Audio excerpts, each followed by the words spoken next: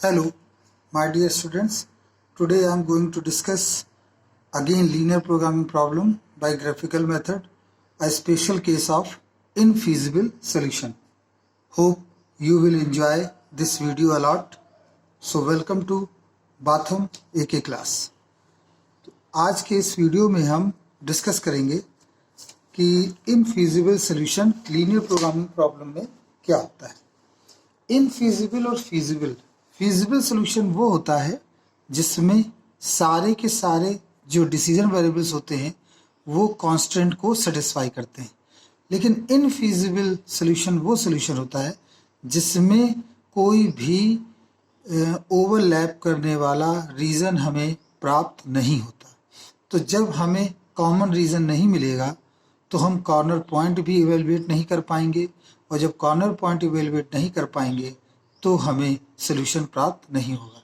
तो यही केस हमारा कहलाता है इनफीजिबल, केस ऑफ इनफीजिबल सोल्यूशन। तो आइए इसको समझने के लिए हम एक न्यूमेरिकल लेते हैं और वहां से इसको क्लियर करते हैं। तो क्वेश्चन है आपका, क्वेश्चन जो दे रखा है वो सिंपली है z mx equal to 5x1 plus 3x2 and subject to constant है 4x1 plus 2x2 8, x1 greater or equal to 3 and x2 greater or equal to 7। और आप जानते हैं where x1 x2 ग्रेटर और इक्वल टू 0। ये बहुत ही common सा पार्ट है, कॉमन सा क्वेश्चन है जो हमने यहाँ पर लिखा। तो it is a case of maximization, subject to constant clear है जो हमने लिख रखे हैं। आइए सबसे पहले वही जैसे हम सॉल्यूशन करते हैं सॉल्व करते हैं, और सबसे पहले जो इन इक्वेशंस हैं उसे हम इक्वेशंस में कन्वर्ट करते हैं। तो लिखेंगे let x1 equal to 0, then x2 is equal to 4 और a पॉइंट हो जाएगा 0,4। अगेन अब इसमें हम पुट करेंगे again let x2 is equal to 0, then x2 is equal to 0, then x1 is equal to 2. So B point becomes 2,0. So जो B point है वो आपका 2,0 हो गया। तो इस प्रकार से हमने दो पॉइंट्स निकाल लिए और इससे एक लाइन को ड्रॉ कर सकते। अगेन ये केस तो आप देख ही रहे हैं सेकंड इक्वेशन से, ये फर्स्ट थी, ये सेकंड और ये third. From second equation x1 equal to 3, तो ये एक लाइन होगी जो पैरेलल टू y एक्सिस होगी। फ्रॉम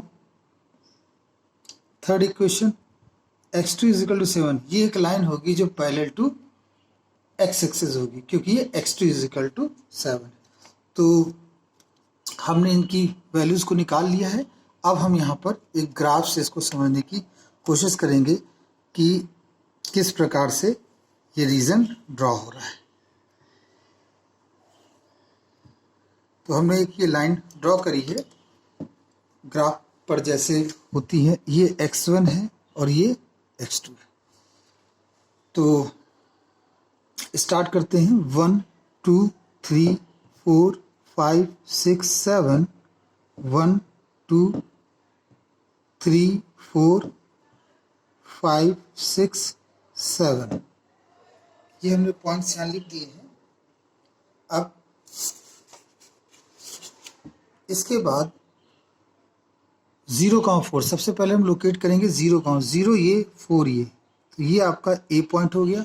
फिर B आता है 2,0, तो 2 ये और 0 यहीं पर रुक जाएंगे, तो ये हो गया 2,0। अब हम इसे ड्रॉ कर लेंगे।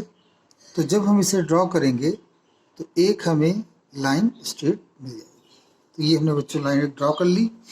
अब क्या वो इक्वेशन अवे, ये जो रीजन है वो अवे फ्रॉम ओरिजिन है कि टूवर्ड्स ओरिजिन है, इसके लिए हम देखेंगे इस कंडीशन को।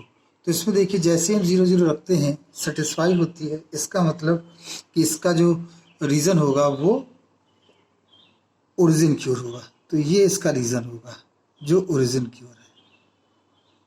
ठीक है, अब सेकंड है x1 equal to 3।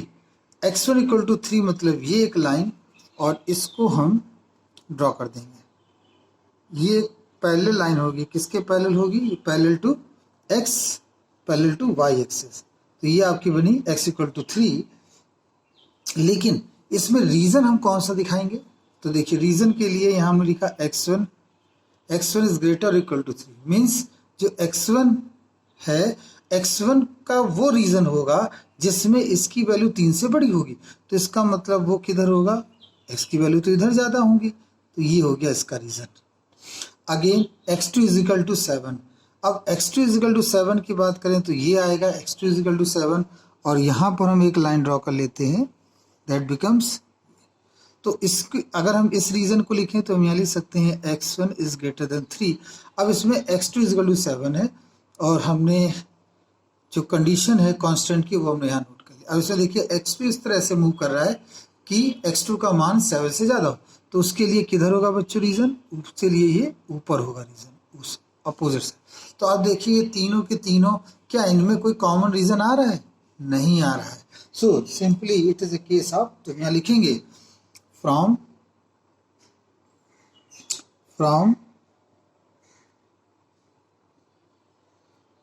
Diagram it is clear that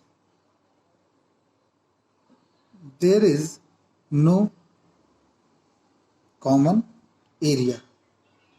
There is no common area, hence it is having infeasible solution. There is no common area, hence it is a case of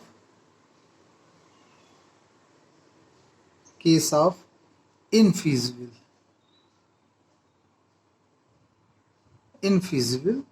solution. It is a case of infeasible solution. तो आप देख सकते हैं इसमें कहीं भी कोई common reason नहीं है, और कॉमन रीजन ना होने की वजह से इसका कोई भी सॉल्यूशन प्राप्त नहीं होगा।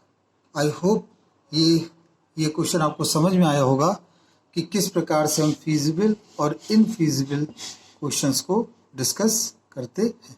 तो it is a case of infeasible solution, जिसमें कोई भी इसका सॉल्यूशन, अनबाउंड सॉल्यूशन इससे पहले हमने डिस्कस किए, और इनफीजिबल का केस का सॉल्यूशन हमने इस वीडियो में डिस्कस किया। आई होप आपको ये वीडियो समझ में आया होगा।